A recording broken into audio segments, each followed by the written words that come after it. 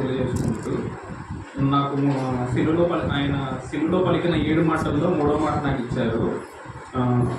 3వ మాట చాలా ప్రత్యేకమైన మాట అని నా ఉద్దేశం. 7 మాటలు ప్రత్యేకమైనవే. 3వ మాట గురించి ధ్యానం చేసుకుంటున్నాగా మీరెవరన్నా ఒకరు యోహాను సువార్త 19వ అధ్యాయం 26-27 వచనాలు ఒకసారి.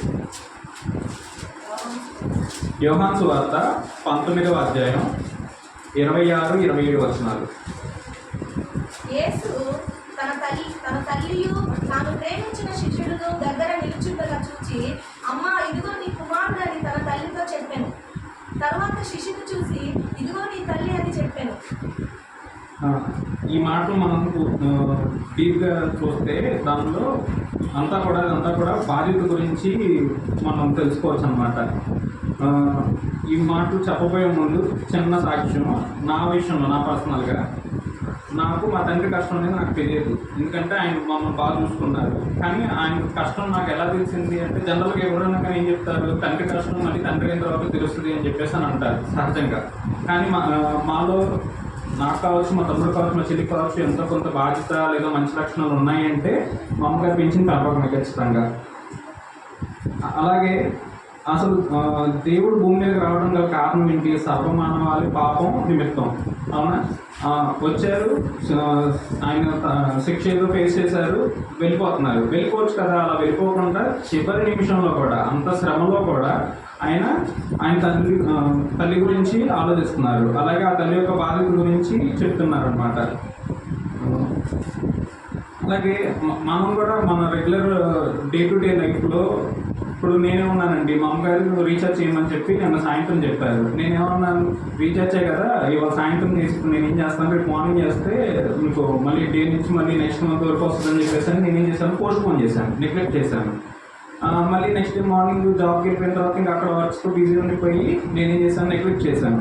కానీ ప్రభువైన యేసుక్రీస్తు వారు అంత శిక్షణ అనుభవిస్తూ కూడా చివరి నిమిషాల్లో కూడా ఆయన ఏం చేశారు, ఆయన తల్లి పట్ల ఆయన ఆలోచిస్తున్నారు. చాలా మంది శిష్యులు ఉన్నారు, ఆయనకి 12 మంది శిష్యులు ఉన్నారు, అందరికీ తెలిసిన విషయం. కానీ యోహాన్ గారికి ఎందుకు అప్పచెప్పారంటే, యోహాన్ అనేవాడు నమ్మకమైన శిష్యుడు కాబట్టి అక్కడ ఉన్నాను బట్టి ప్రభువు వాళ్ళ తల్లిని ఆయనకు అప్పచెప్పారన్నమాట.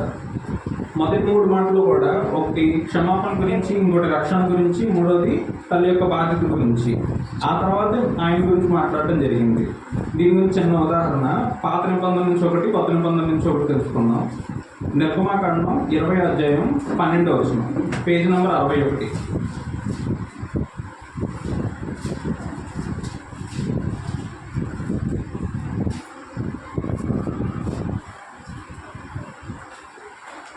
నిర్గమాకాండం 20వ అధ్యాయం 12వ వచనం. ఈ దేవుడైన యెహోవా నీకు అనుగ్రహించు దేశంలో నీవు దీర్ఘాయుష్మంతుడు ఉన్నట్టు నీ తండ్రిని నీ తల్లిని సన్మానించుము.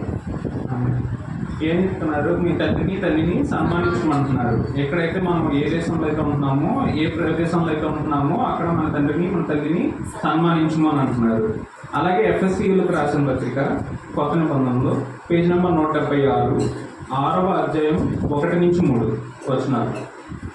పిల్లలారా, ప్రభువునందు మీ తల్లిదండ్రులకు విధేయులైయుండుడి, ఇది ధర్మమే. నీకు మేలు కలుగునట్లు నీ తండ్రిని తల్లిని సన్మానింపుము, అప్పుడు నీవు భూమి మీద దీర్ఘాయుష్మంతుడు వగుదువు. ఇది వాగ్దానంతో కూడిన ఆజ్ఞల్లో మొదటిది. మనం ప్రత్యేకంగా పాటించాల్సిన ఆజ్ఞల్లో ఇది మొదటిదంట. మనలో కొంతమందికి తల్లిదండ్రులు ఉండకపోవచ్చు. అంటే ఇప్పుడు నేను ఈ ఆజ్ఞను పాటిద్దామంటే నాకు తల్లిదండ్రులు లేరు, అలాగే అత్తమామలు కూడా లేరు. కొంతమందికి కొన్ని సందర్భాల్లో అత్తమామలు కూడా ఉండరు. బైబిల్ ఏం చెప్తుందంటే అన్నీ కూడా స్ట్రైట్గా చెప్పదు. ఒక్కోసారి ఉపమాన రీతిగా దానిలో వేరే అర్థాలు కూడా ఉంటాయి అన్నమాట. ఇప్పుడు తల్లిదండ్రులు అంటే జన్మనిచ్చిన వాళ్ళనే కాదు, ఇప్పుడు మన మధ్యన ఉన్నారు ఆత్మీయంగా మనం అందరినీ కన్న తల్లి పాశ్రమం గారు.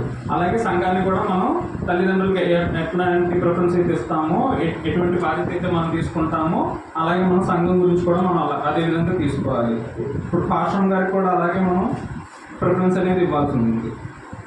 అలాగే మరియమ్మ గారి కండిషన్ చూసుకున్నట్లయితే చిన్న వాక్యం సంబంధించిన ఉదాహరణ, లూకా సువార్త 2వ అధ్యాయం 35వ వచనం, పేజ్ నెంబర్ 51. లూకాసు వార్త 2:35.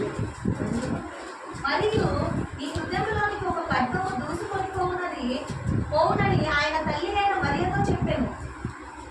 నిజం చెప్పాలంటే మరియమ్మ అనే ఆవిడ పరిశుద్ధురాలు కాబట్టి లోకంలో మరి ఏ ఆడ మనిషికి రానటువంటి అవకాశం ఆవిడకి ఇచ్చారు. ప్రభువైన యేసుక్రీస్తు వారిని గర్భంలో మోసేటువంటి అద్భుతమైన అవకాశాన్ని ఆవిడకి ఇచ్చారు. కానీ ఇచ్చినప్పటికీ డే 1 నుంచి కూడా ఎప్పుడైతే ప్రభువైన యేసుక్రీస్తు వారి భూమి మీద రావడానికి గల కారణం మరియమ్మ గారు గర్భం అని తెలిసినప్పటికీ ఆవిడ చాలా ఫేస్ చేసి ఉంటారు. ఏమని అప్పటికీ ఆవిడకి పెళ్ళైతే అవ్వలేదు. సహజంగా ఎవరైనా ఏమనుకుంటారు, తప్పుగా ఆలోచిస్తారు, తప్పుడు మాట్లాడతారు, చాలామంది చాలా రకాలుగా అనుకుంటారు. కానీ మంచి అవకాశం ఇచ్చినప్పటికీ కూడా ఆవిడకి వచ్చినప్పటికీ కూడా లోకం పట్ల ఆవిడకి ఎప్పుడు కూడా శోధనలు ఎదుర్కొంటూనే ఉంది. ఇప్పుడు మీకు కొంతమంది పిల్లలు ఉంటారు కదా, మీరు ఎప్పుడైనా స్కూల్కి వెళ్ళినప్పుడు ఏదైనా పని మీద స్కూల్కి వెళ్ళినప్పుడు మీ పిల్లలు ఏదైనా హోంవర్క్ చేయలేదనో లేకపోతే ఏదో కారణం చేత బయట మోకాళ్ళు వేయించుకున్నాం లేకపోతే కొట్టారు, స్టిక్తో కొడుతున్నారు. అటువంటి సందర్భంలో మీకు ఎలా అనిపిస్తుంది? మీకు కొంచెం బాధగా ఉంటుంది, అవునా? ఇది యాక్చువల్గా మీరు తట్టుకోలేదు, ఇది చిన్న పనిష్మెంట్ ఇది. కానీ ప్రభువైన యేసుక్రీస్తు వారిని అంత మంచి ఆయన్ని కన్న తల్లి ముందు చాలామంది ప్రజల ముందు ఏం చేశారు? సిలువ వేశారు, కొట్టారు, అనరాని మాటలు అన్నారు, చాలా రకాల శిక్షలు వేశారు. అక్కడ లూకాసు వార్తలో ఏం చెప్తున్నారు? తన హృదయంలోనికి ఖడ్గం దూసుకోవడానికి అటువంటి కండిషన్ అన్నమాట ఆవిడది. అలాగే యోహాన్ గురించి చిన్న మాట. యోహాన్ అనే ఆయన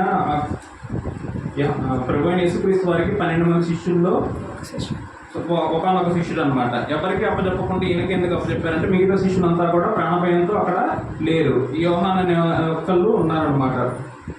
ఆయన చివరి నిమిషంలో కూడా తల్లి గురించి ఆలోచించడం ఎందుకని అంటే ఆయనకి తమ్ముళ్ళు ఉన్నారు ప్రభువైన యేసుక్రీస్తు వారికి విడిగా.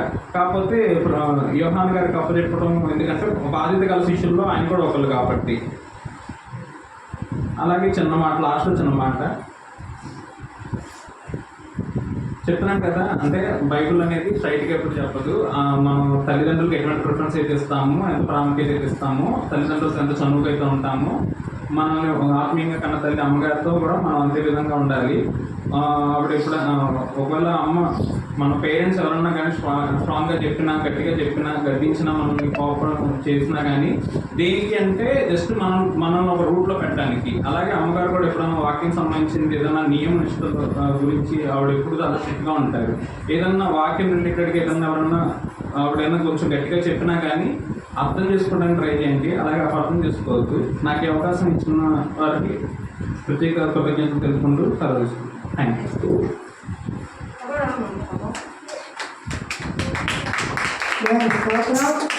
మరి 4వ మాట రాజబాబు చెప్తాడు. మరి వీళ్ళకి అవకాశం ఏంటంటే వాళ్ళు కూడా రానున్న రోజుల్లో ఎదగాలి. ఎప్పుడు కూడా మనుషులు ప్రోత్సాహపరుస్తుంటే వాళ్ళ తలాంతులు వాళ్ళకి తెలుస్తాయి, అవునా? మరి ఎక్కడైనా మంచి గట్టిగా చప్పట్లు కొట్టాలి ఉత్సాహంగా. కొంచెం బయట కూర్చున్నారు. శ్రీనివాస్ గారు మాత్రం బీచ్కి వేస్తారు. Very good. జయబాబు 4వ మాట చేస్తారు.